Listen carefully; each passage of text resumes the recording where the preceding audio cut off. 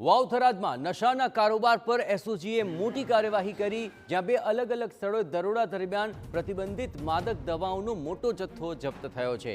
રૂપિયા 6.89 કરોડની 8,000થી વધુ ટ્રામાડોલની ગોળીઓ જપ્ત કરવામાં આવી। પોલીસે બે આરોપીઓની ધરપકડ કરી છે। દવાઓના ગેરકાયદે વેપારના મોટા નેટવર્કના પર્દાફાશની શક્યતા છે।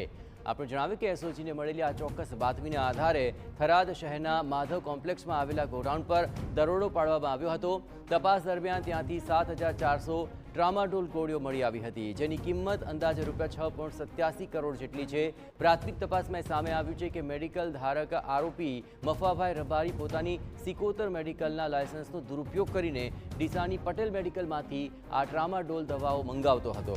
દવાઓને મેડિકલ સ્ટોરમાં રાખવાને બદલે ગોડાઉનમાં સંગ્રહિત કરીને પ્રિસ્ક્રિપ્શન વિના ગેરકાયદે રીતે તેનું વેચાણ થતું હતું।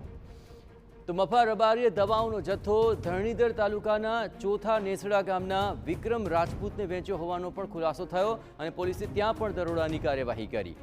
2.64 લાખની કિંમતની કુલ 660 નંગ પ્રતિબંધિત દવાની ગોળીઓ જપ્ત કરી છે। પોલીસે આરોપીઓ મફા રબારી અને વિક્રમ રાજપૂતની ધરપકડ કરી છે। સાથે જ આ પ્રતિબંધિત દવાઓ ક્યાંથી લાવવામાં આવતી હતી, કોના મારફતે સપ્લાય થતી હતી અને સમગ્ર રેકેટનો મુખ્ય સૂત્રધાર કોણ છે, એ દિશામાં તપાસ હાથ ધરી છે।